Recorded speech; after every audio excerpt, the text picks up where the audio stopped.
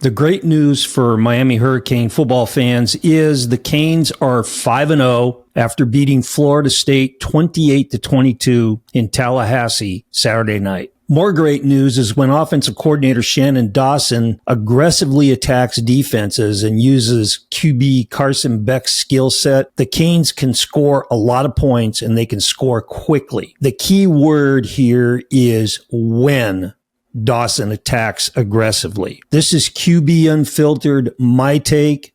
Stop teasing the fans. I don't ever slow up, no I don't take shit. I got no love for the fakeness. If you wanna play tough and wanna hate this, I'll always show up and make a statement.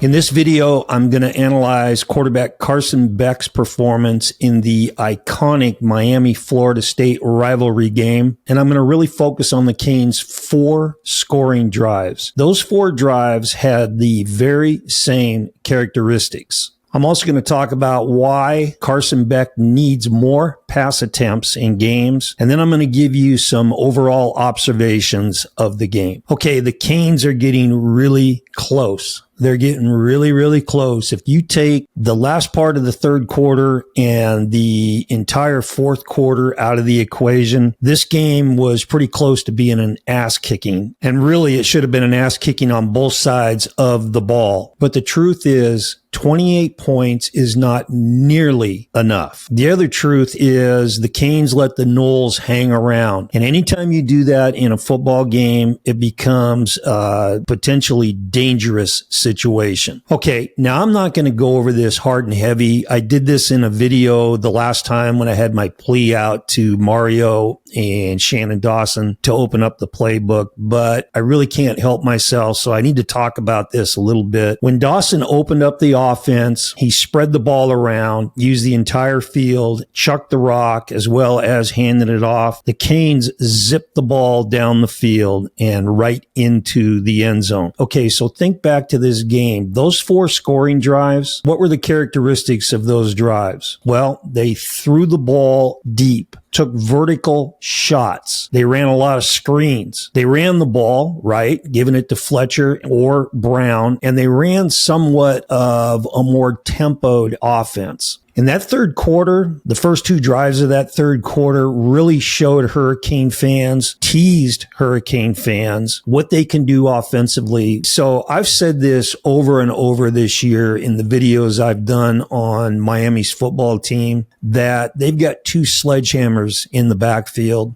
in Fletcher and Brown. And in spurts, they've shown everybody that they've got 2 receivers in Toney and Daniels that are big play guys that can make things happen. They've got a tight end, Elijah Lofton, who hasn't been used nearly enough. Now, last video, I asked if he was possibly in the doghouse, and that's why he wasn't playing. And a couple of you guys in the comments said that he was banged up and injured. You know, if he's not injured and he's not in the doghouse, they are really missing the boat with him because he's a difference maker athletically at the tight end position. And then you've got Carson Beck.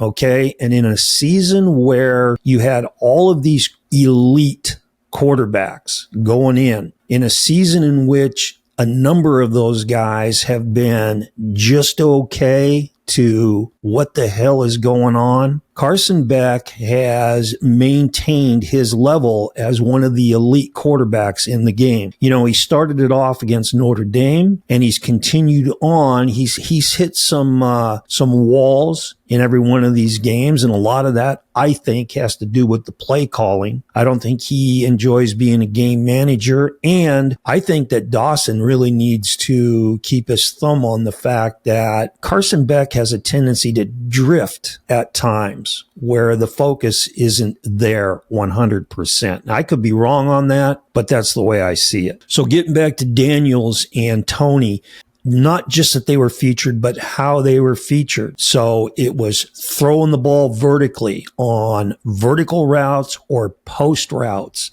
And then they got the ball to them out in space, throwing the screen game. And man, was that fun to watch. And while they did that, going downfield, throwing it out there in the screen game, it just felt like it opened everything up for them offensively. And in those 4 drives, that's what they did schematically. As always, please like, share, and subscribe to the channel, QB Unfiltered. I really appreciate the support.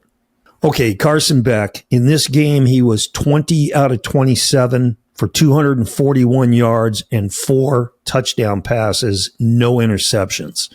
The very first play of the game until he basically shut it down mentally, which was towards the end of the third quarter, he was sharp as a tack, and he executed out there on the field the way he has since the first snap of the Notre Dame game. In complete control of the offense, totally poised in the pocket when he was throwing the ball, making the right decisions, making the right reads, checking the ball down, being patient with his read progressions. And then I'm going to talk about this as we go, but he threw the vertical routes. Every deep ball that he threw was exactly the way you want your quarterback to throw it. And I'll talk about that more as we go. But guys, 27 pass attempts for Beck is not nearly enough. Okay. And you got 5 skill guys. You got 1 football. How do you get those guys touches, and how do you get Carson Beck more pass attempts? You need to run more offensive snaps, which means you need to pick up your tempo. Now, I'm not talking about going NASCAR, the old go 1,000 miles an hour, but in the age of having these damn radios in the quarterback's helmets, which now basically every team is huddling up like the NFL and taking time to get the play call and call the play and get up to the line of scrimmage and all that kind of stuff. The tempo is just slowed down to where they're not getting hardly any snaps. And in this game, in the first half, they ran 23 offensive snaps. That is not enough. Okay, enough of the semi-negative stuff. Let's talk about the really impressive stuff Carson Beck did in this game. Okay, the first series, they start the game off really smart with a punch screen out there on the perimeter, and that's a great way to start a game. It's a great way to start a series. This is what the screens do for Carson Beck and for the Canes. Number 1, it's an easy completion, okay? Number 2, and I haven't talked about this a lot when I talk about punch screens and bubble screens, but those screens force the defensive lineman now to turn and run outside to chase down the ball carrier. Now, of course, that's not going to have any effect on the first play of the game, but you run those screens throughout the game, and that starts to wear down those big dudes playing defensive line, okay? Making them chase laterally to go out and make tackles. It's also easy yardage, okay? It's an extension of the run game, and it is rhythm and tempo for Carson Beck and a nice confidence boost with an easy completion to start the game off. Okay, now we go to a 2nd and 8 in this first drive, and the first vertical route that Beck threw in this game was an absolute beauty. He threw it to Toney, and the key to throwing any deep ball, vertical or post, is putting air underneath your throw. I call it throwing a 3. Every deep ball that Beck threw in this game was a 3. He put air underneath it, tried to drop it in the bucket. Most of these he dropped right in the bucket, meaning he hit his receiver right in stride. Now on this one, Toney had to make a difficult catch, but he should have come down with this ball.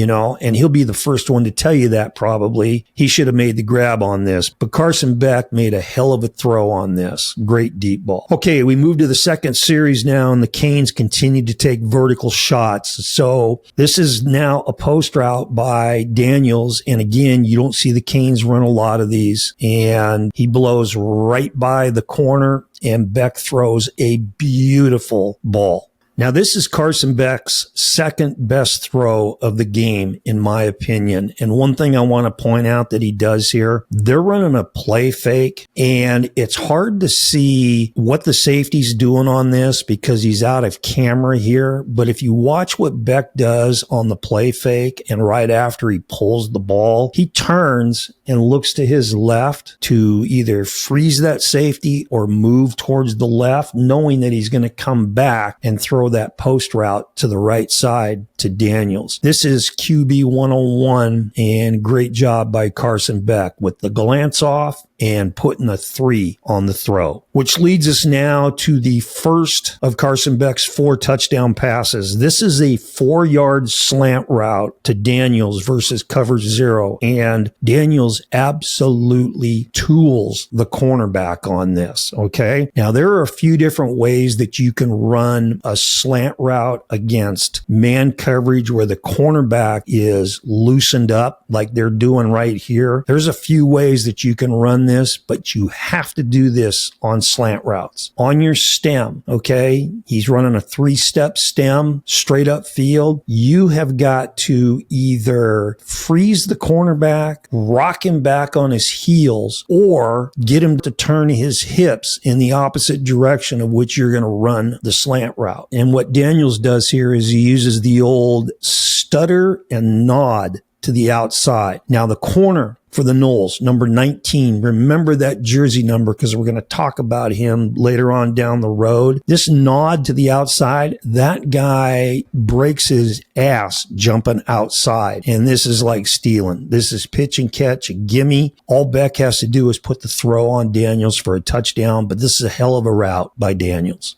All right, next series, and again, the Canes continue to take shots downfield. This time they're running a flea flicker, and he's going to toss the ball to Malachi Toney, and this is Carson Beck's best throw of the night, okay? Not only does he put air underneath the ball and just throw a beautiful deep ball, but when you talk about dropping the ball in the bucket where the receiver doesn't have to break stride, I mean, you couldn't hand the ball to Toney any more perfect with this throw. This is his best throw of the night. Now, Toney runs a great route on this play. So you can see him come off the line of scrimmage, and they're, obviously showing run action with the flea flicker, but he stutters down like he's going to stalk, and then he takes off full speed. Now, the safety for Florida State is playing inside leverage to Toney's right, and what Toney does to get open and get the separation on this play is right at the top of his stem, he nods, and that DB has inside leverage, and that nod to the inside gets that DB to start to turn his hips in that direction. And as soon as he does that, it's game over. Toney's going to outrun everybody on the field. But when you get a DB that starts to turn his hips in the opposite direction of which you're going, it's done and over with. Toney, besides being explosive and a playmaker, he is well coached and smart as a receiver. Okay. He blocks his ass off, but he sits in zones when he's supposed to. He catches the ball and snaps it straight up field when just like he's supposed to do. He knows how to set guys up on routes. I mean, he's a pleasure to watch. This guy has got such a bright future in front of him, but this is a hell of a route by him and a great throw by Carson Beck. And again, now, what is Dawson doing? He's stretching the field. He's using his weapons at receiver. The Noles have no answers for Daniels and Toney, and they're taking shots and making them pay. Okay, so at this point in the game, it's 14-3, and the Canes have taken the Noles crowd right out of the football game.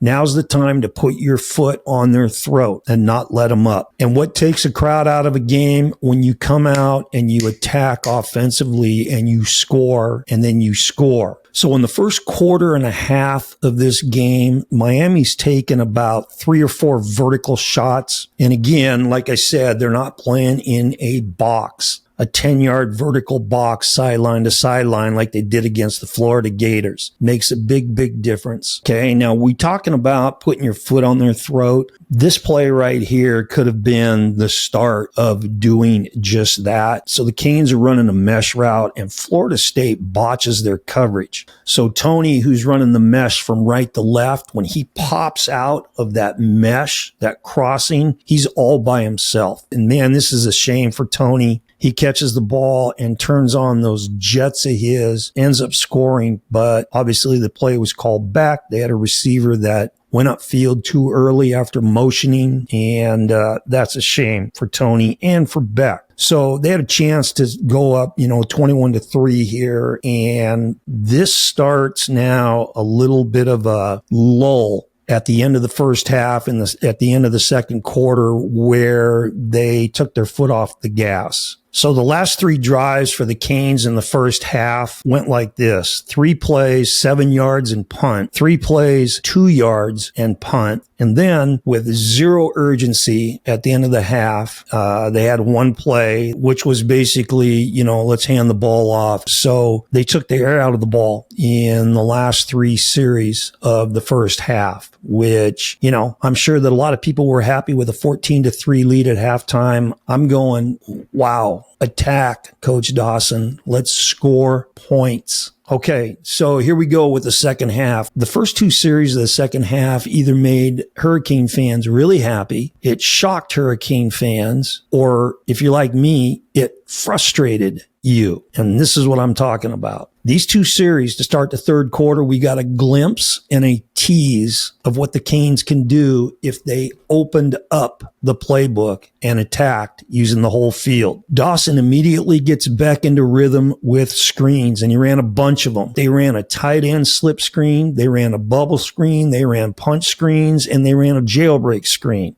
And then we've got Beck's third touchdown pass of the game. This is a 44-yarder to Toney, which was either, it depends on what you want to call the route that he ran. It's either a stick route, an option route, or I like to think of it as an angle route. And Toney, being the smart guy he is, when he broke it back inside and saw that there was a ton of grass there and no one around him, he sort of sat down. But Florida State was playing man-to-man coverage, and the guy playing Toney was number 19, the same guy that Daniels schooled on that slant route. And watch what this kid does when Toney starts to angle it outside. He overcompensates and jumps outside, and when Toney sticks his toe and comes back inside, it's game over. Now, I would have gone after 19 all game long. He was either too amped up out there or he was nervous as hell. Either way, any type of double move route by a receiver, that guy was going to be toast, and he was toast here. So Toney catches this little throw. Okay, Beck puts it right on him, and then it's turn the Jets on and see you later. 44 yards. And I can't be the only one that noticed watching this game Saturday night that in those 4 drives, particularly those 2 to start the third quarter, that the players, not only on offense, but on the sideline as well, had a lot more energy. They had a bounce in their step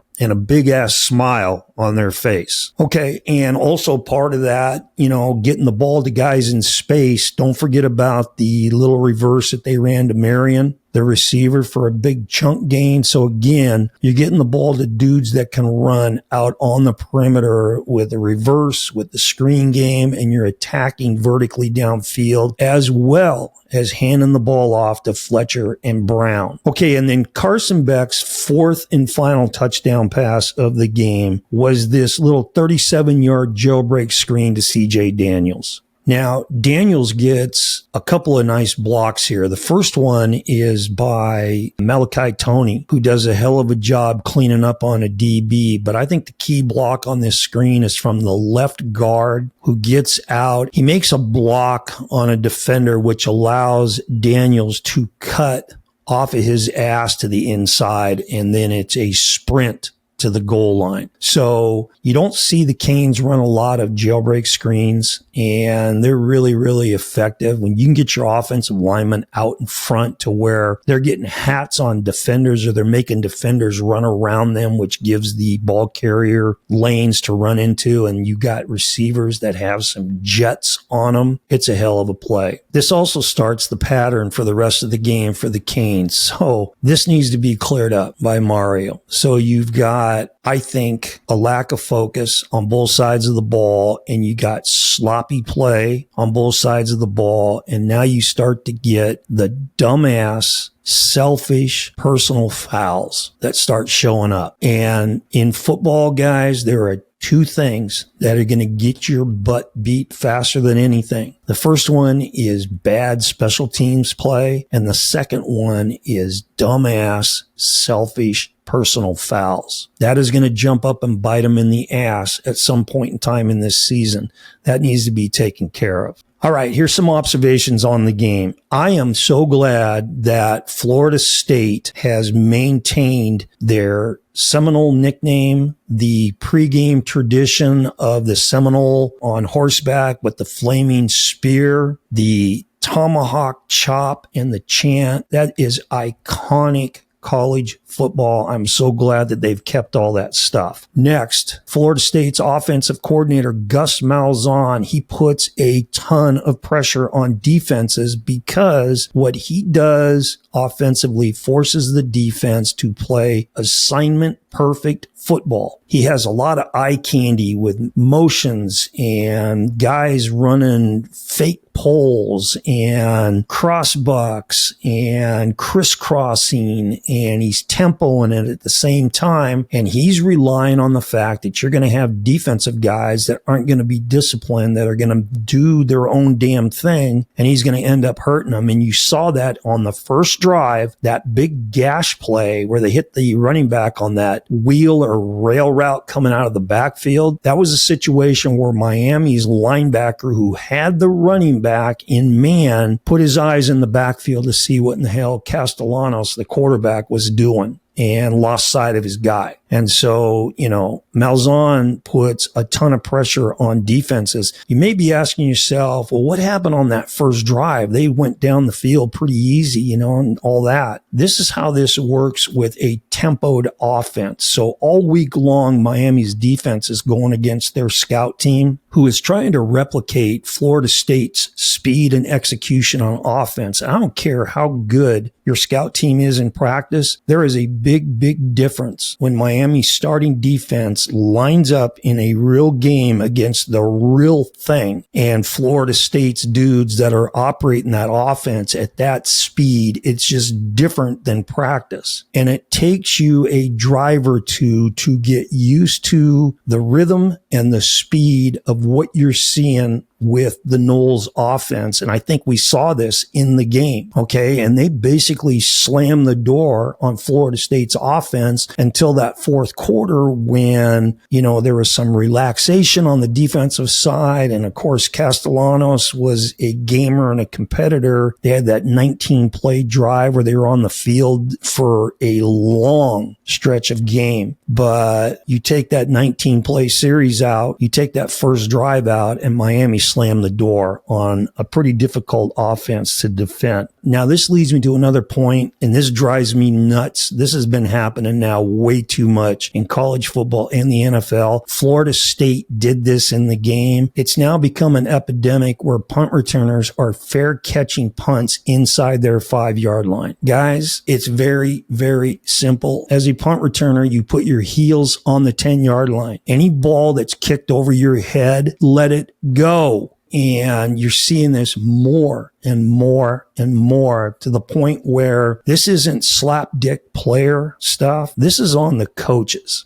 Okay. And I could do an entire show on the absolute insane field goal protection blocking schemes that NFL teams are using, and they're getting field goals blocked right and left. It's like, what's going on with special teams? And again, I said, you want to get your butt beat in football, have bad special teams, and make stupid personal foul penalties. Okay, guys, let me know what you think. Did I get it right or did I get it wrong? This is QB Unfiltered, and remember, always throw the ball short to guys who can score. See ya. I don't ever slow up, no I don't take shit. I got no love for the fakeness. If you wanna play tough and wanna hate this, I'll always show up.